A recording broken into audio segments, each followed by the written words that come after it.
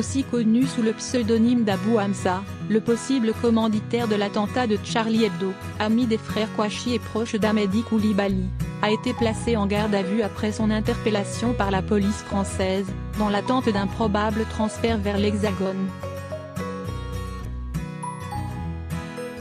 Si son profil fait actuellement état d'un vétéran du djihadisme, que sait-on du parcours du criminel au lourd passif? Il figurait notamment sur la liste noire du département d'État américain depuis septembre 2015. Peter Sherif était il y a quelques jours encore l'un des terroristes les plus recherchés au monde. Il a été interpellé à Djibouti 16 décembre par la police française puis placé en garde en vue dans l'attente d'un probable transfert vers le territoire national. De sources judiciaires, on dément cependant qu'il soit retenu à ce stade dans le cadre d'une procédure judiciaire française. Et soit visé par un mandat d'arrêt dans le cadre du dossier des attentats de janvier 2015. Le parquet de Paris, chargé des dossiers de terrorisme, se borne à indiquer qu'il suit avec attention l'évolution de sa situation. Que sait-on de cette figure française du djihad, répondant aussi au pseudonyme d'Abou Hamza, au lourd passif?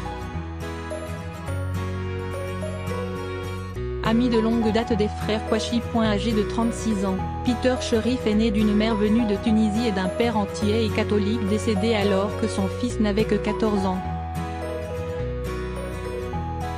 À la fin des années 90, alors que sa famille est installée dans le 18e arrondissement de Paris, il fait partie d'un petit groupe dans le quartier des Buttes-Chaumont, qu'on qualifiera plus tard de bande puis de filière djihadiste des Buttes-Chaumont. C'est ici et à cette époque, que son chemin croise celui des frères Kouachi, qui ont abattu 12 personnes et fait 11 blessés au cours de l'attaque de la rédaction du magazine satirique en 2015 et d'une cavale qui s'était terminée 2 jours plus tard. De famille musulmane mais non pratiquante, il ne se convertit à l'islam qu'en 2003, et alors qu'il fréquente le prédicateur radical Farid Benyetou, selon BFM Télévision citant l'organisation Counter Extremism Project, il bascule vers une idéologie radicale à l'instar de tous les membres du groupe. À l'époque, Peter Sherif agresse à coups de pierre les clients d'un restaurant juif. Dans les rangs d'Al-Qaïda. Révolté par l'intervention américaine en Irak, l'ex-délinquant juvénile part au début des années 2000 à Falloujah, en Irak, où il a longtemps combattu. Arrêté une première fois fin 2004 et remis à la justice française, il est condamné à 15 ans de réclusion à Bagdad. Il est incarcéré à la prison d'Abu Ghraib, avant de s'évader d'une autre prison irakienne en mars 2007. De transfert en évasion, il rejoint finalement la Syrie où il finit par se rendre aux autorités françaises en 2008.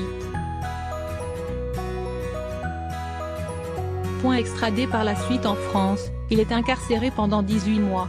Mais lors de son jugement en janvier 2011, il ne se présente pas devant le tribunal au dernier jour de son procès et disparaît.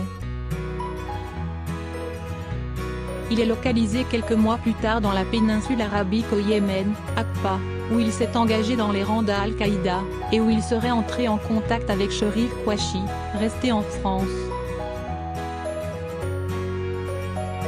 Recherche internet suspecte. En avril 2012, les services de renseignement français présentaient ce dernier comme l'un des contacts en France de Peter Sherif, cadre d'Al-Qaïda dans la péninsule arabique, Aqaba, alors soupçonné d'organiser, depuis le Yémen, une filière d'acheminement de djihadistes susceptibles d'impliquer Sherif Kouachi.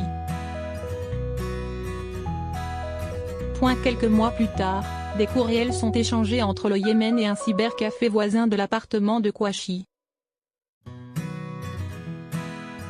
Fin 2012, la police s'inquiète des recherches internet de Kouachi sur une éventuelle colocation d'une chambre.